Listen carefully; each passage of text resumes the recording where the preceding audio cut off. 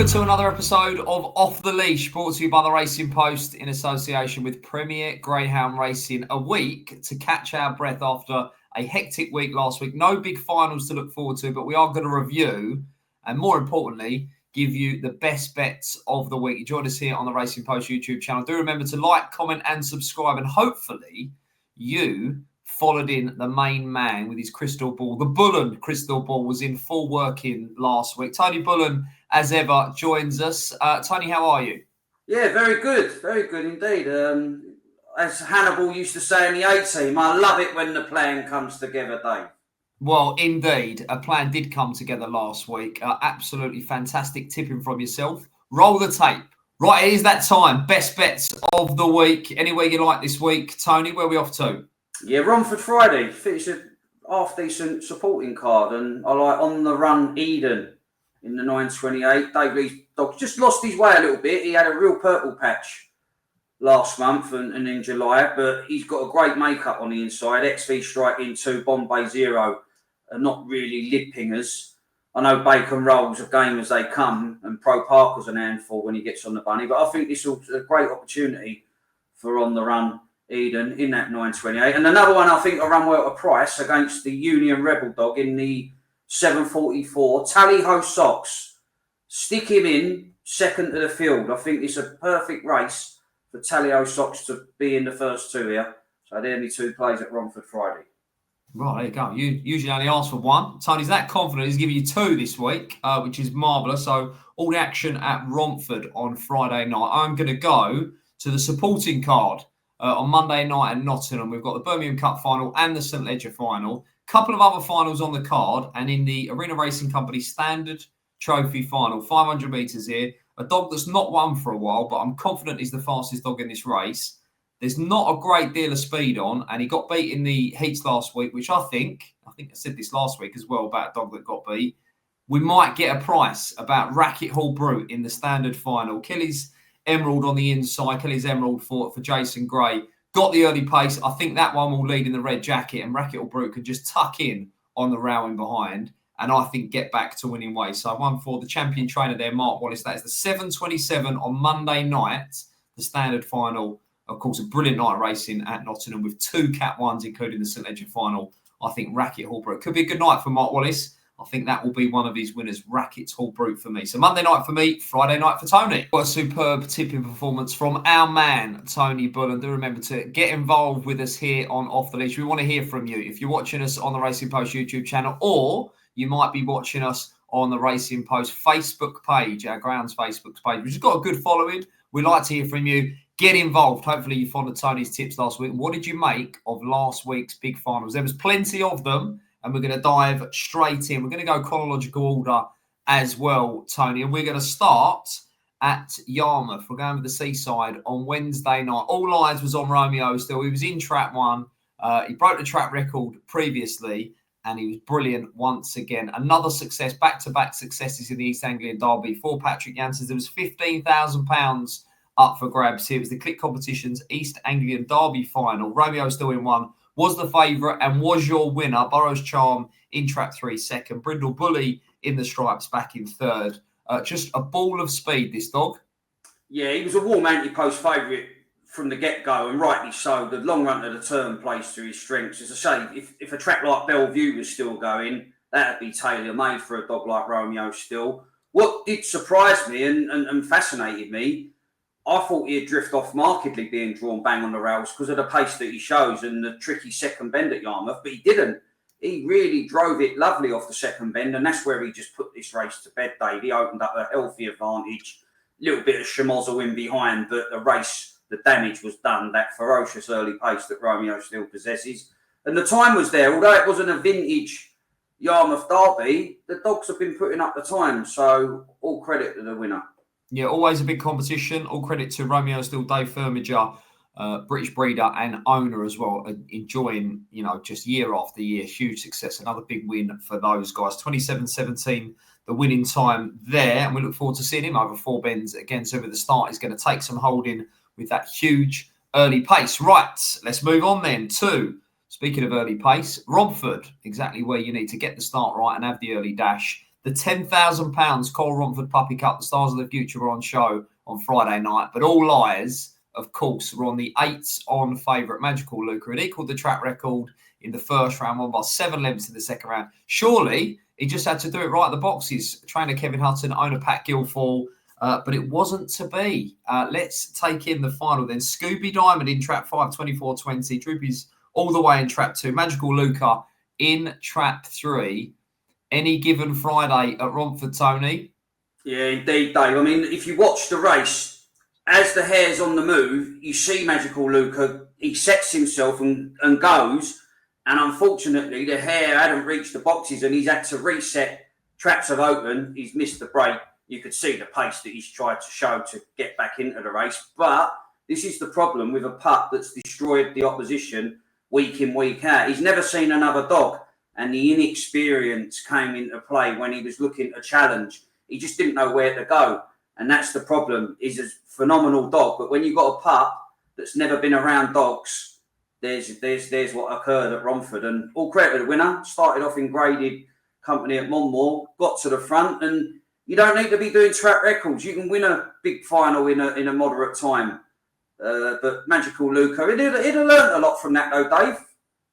Yeah, it was interesting that you mentioned sort of in the boxes. It looked like the dogs around him were quite keen and charging the boxes as well, which probably would have unsettled him. But that is Magical Luca. And, trainer Pat Guilford in over in Ireland, and his owner, of course, has previously suggested that this dog will be back in the UK, the Golden Sprint and other 4-bend competitions and possibilities. So we look forward to seeing him back on the UK soil as and when. But let's talk Scooby Diamond quickly, because as you mentioned there, lovely story, Tony, come through the graded.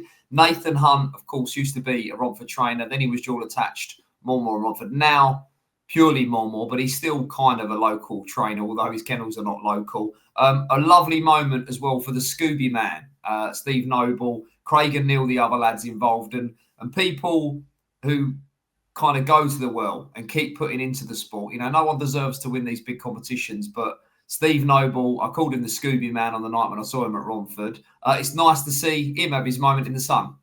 Yeah, and look, make no mistake, connections of the others would have been thinking, well, we need something major to happen to beat Magical Luca. But this is what makes the sport great. If everything was straightforward, we'd all be millionaires sitting in mansions.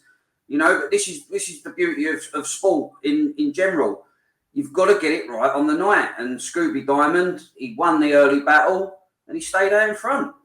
Yeah, nice type for Nathan Lacey and all the team there. So big well done to them. Right, the British Breads now at Swindon, Saturday afternoon. We had a hot pot here as well. Romeo Ability in trap 3.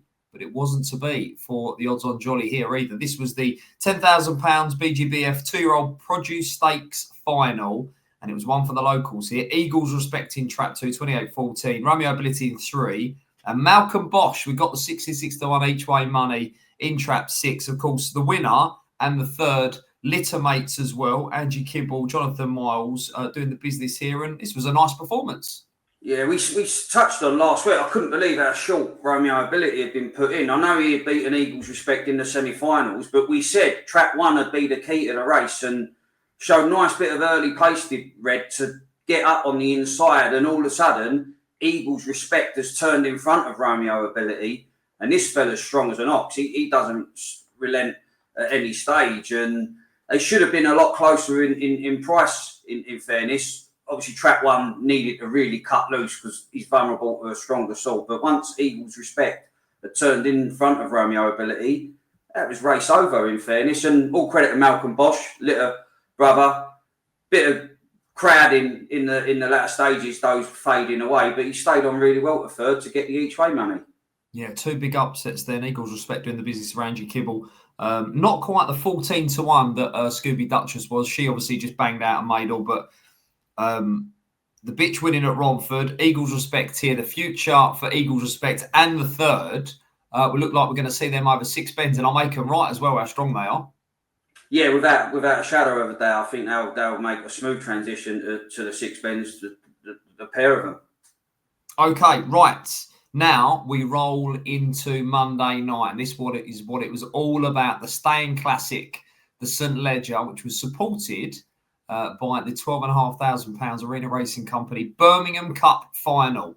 And we had a short price favourite here, Chelm's Bear, in trap 3, 28.14, doing the business. Kilmore Dancer in 1, Cunning Guy Usurp, the early leader in trap 2. So inside boxes here. But Chelm's Bear, the artist formerly known as Barntick Bear, previously with Patrick Jansen's got to a number of big finals, changed hands, changed kennels, gone to Yarmouth trainer Craig Morris, who knows the time of day, top trainer, and I think we can still call him a young trainer despite the greys. And Craig has done a brilliant job with Chelm's Bear, steered him to a couple of finals, select stakes he ran well, and this was his moment. There's a moment of irony here, Tony, in that this dog, when he burst onto the scene in the Monmore Puppy Cup, Monmore Puppy Derby, we're all thinking, can't wait to see this dog over 500 metres and maybe 6 bends.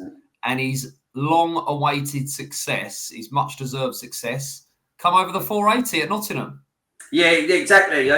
But again, that's the beauty of this sport. Wins come unexpectedly sometimes. Not that this was an unexpected win, but if you could have asked Connections, would you prefer the Birmingham Cup over the 500 metres, I think they would have ripped your arm off and said, yeah, all day long. I think 2 was the ideal dog to have in between Chelm's Bear and Kilmore Dancer, because you always felt Cunning Guy Usurp was going to comfortably beat them to the punch on the inside. It was heart and mouth stuff going into the third bend, though. The third bend's always been notorious as being tricky, but it could have gone really wrong for Chelm's Bear when he was trying to work into the race, but it opened up for him eventually up the home straight, and you knew once a dog like Chelm's Bear sees daylight and he's got the freedom of the home straight, he was going to power and surge past, and that's exactly what he done. Kilmore Dancers come with another renewed effort, but you're not going to come from behind Chelm's Bear. Yeah, wonderful scenes as well at Nottingham. A first Category 1 success for Chelm's Bear and a first Category 1 success for trainer Craig Morris. And it was his birthday as well. So what a present the dog has provided there. He certainly read the script, Chelm's Bear, and a much-deserved success for all involved there. Right now, the big one, £20,000 was up for grabs. It was the Premier Greyhound Racing St Ledger final, 730 metres at Nottingham. There is no hiding place here. You've got to get home. And a star-studded field. We only had 4 first-round heats. I don't even think we made the 24 for the first round. But all the big guns made it to the final. It made for a spectacle. Mongies Wild and Droopy's Flair had traded blows throughout this competition. Chuck in, a track record holder, Fabulous Cigar, a Fabulous Hecker. We had the Ladbroke Summer Stayers Classic winner, Vagar, around the outside. Garfinny Blaze. I mean, it was a star-studded final, this one, Tony, but it was Mongies Wild. I know you're a big fan. You've eulogised about this dog since he come on the scene. Trap 3 here, 43.85. Droopy's Flair in trap 1, a gallant runner-up, and Vagar in trap 6 was the third. But what are we looking at here? We are looking at a modern-day great. Yeah, I mean, the runners were thin on the ground. I think 18 went to post for the first round of this event, but the class did rise to the top, and as much as there wasn't quantity, the quality was there, and this was a brilliant final. I mean, Droopy's Flair has done what she needed to do, get out okay, boss the inside, but Vagar's got a nice bit of middle pace, and Vagar put serious pressure on Droopy's Flair, and I mean, Mongies Wild, I thought, he's got held up by Fabulous Hecker, he's going to not ever get back into the race, but what a machine this dog is. I mean, to get held up the couple of times that he did and still beat a lineup in the fashion that he's done, just as astounding. I'm still not sure he's happy at Nottingham, to be truthful with you, but which is frightening. It's just another win to the CV, and the further they go, the better the dog is. He showed that in the TV trophy. Where'd you go with him next? I mean, the problem is, I think the fact that the Ledger failed to really fill with numbers, I think staying events, they might be a little bit thin on the ground. But one thing we will be treated to is probably a series of clashes. Mongies Wild, Droopy's Flair and Vagar's. Bring it on. Yeah, I'm glad you said that. We'll get to Mongies Wild and his CV in a moment, but it's wonderful to see Droopy's Flair back. She's had that injury. She had that season. Sean Parker and his team, listen, they'll be gutted that they've got beat because she was a big player. But, once the dust has settled and they look into the kennel and she's in there, she's in good nick. They're talking about the Winter Festival at Shelbourne Park. She's a star. You know, they're unlucky they've bumped into a monster this time around, because any other year, most years, she probably would have been a St Ledger winner herself. As you say, we've now got not one but two top class stayers to take in and enjoy. Yeah, exactly. I mean, they're going to be meeting wherever they go. The calendar, you're just going to be entering your bitch like Droopy's Flair. Mongy's Wild's going to go anywhere in the country, and the beauty of him is he's shown that he can cope with an easy sixpence as well. So he's one of those dogs that when he gets into a full rhythm, he's covering the ground so quicker than anything else. It's deceptive, and when dogs, I've always noticed that in the years I've watched greyhound racing, when it looks effortless, they're special. When it looks like they're not moving, and they are, and they're putting up the time, that's when a dog's special. So what we're looking at here, he's already won a TV trophy, a golden jacket, a Regency, and now a St Ledger. I mean, I think you're quite similar to me. I don't care too much for Grand of the Year and all that kind of stuff. But no need for the ceremony. You can crown the Stayer of the Year, probably the Marathon Performer of the Year, and the Grand of the Year.